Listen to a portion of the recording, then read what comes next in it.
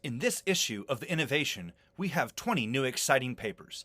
Topics included are Himalayan biodiversity, electrical doping, thermal armor, the volcanic eruption in Tonga, a pig-to-human heart transplant, the gut-brain axis, climate-neutral livestock, the origins of Omicron, the search for room temperature superconductivity, nanotechnology for heart disease, DNA nanostructures for drug delivery, a decade of discoveries by the Guo-Shou-Jing telescope, global warming increases death by heat, pyroelectrics, new age refrigerators, flexible fiber-based electronics, linking particulate matter to dementia, metabolism, and more, monkey digestion, recyclable polyesters that fix CO2, and of course, also advancements in all-important COVID-19 vaccine.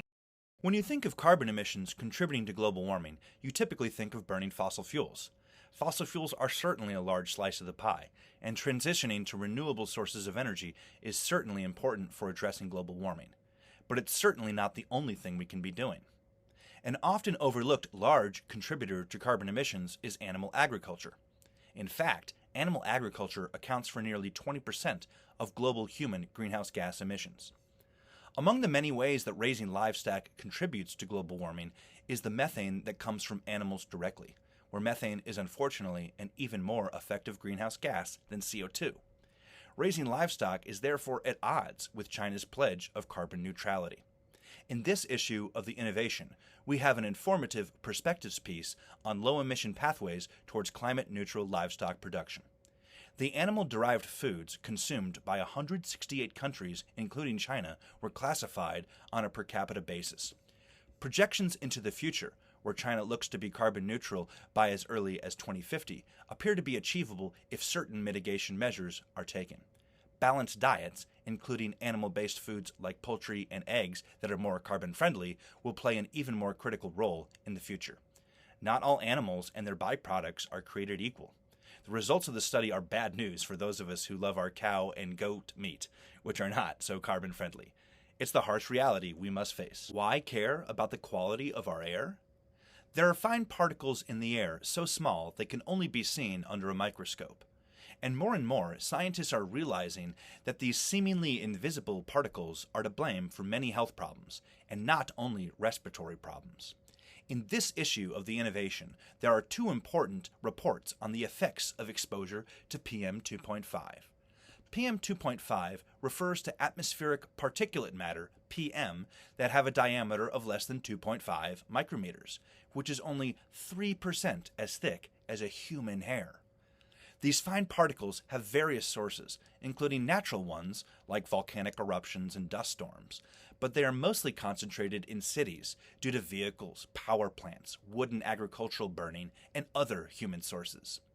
In the first report on PM 2.5 in this issue of The Innovation, they looked at the effects of different types of fine particles on the risk of dementia, one of the most prevalent neurodegenerative diseases and a major public health concern.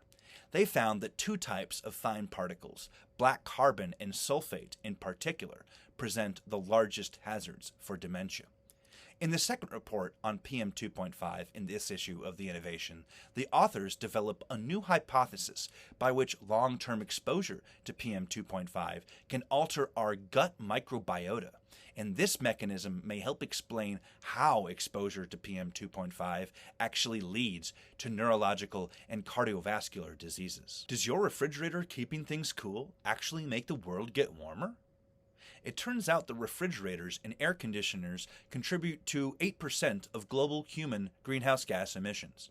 Certainly, a majority of these emissions comes from generating the energy to run refrigerators and air conditioners, so transitioning to renewable sources of energy is needed. But refrigerators themselves could also be better. The specific problem in refrigeration is that presented by hydrofluorocarbon HFC refrigerants used in traditional vapor compression cooling equipment. An HFC molecule is thousands of times more devastating than a CO2 molecule in terms of global warming potential. So can we move beyond conventional vapor compression refrigeration systems? In this issue of The Innovation, we explored the future of elastocaloric cooling, which is regarded as one of the most promising cutting-edge alternatives. The technology is based on the temperature change of materials when they are subjected to stress. However, existing elastocaloric prototypes have largely been inefficient, up until now. Previous prototypes were also too large to be commercially viable. Using a novel arrangement of nickel-titanium memory wire, the authors in this study produce a 20% improvement in cooling power compared to the current state-of-the-art. This new standalone and compact system architecture could inspire more innovative designs in the future of refrigeration.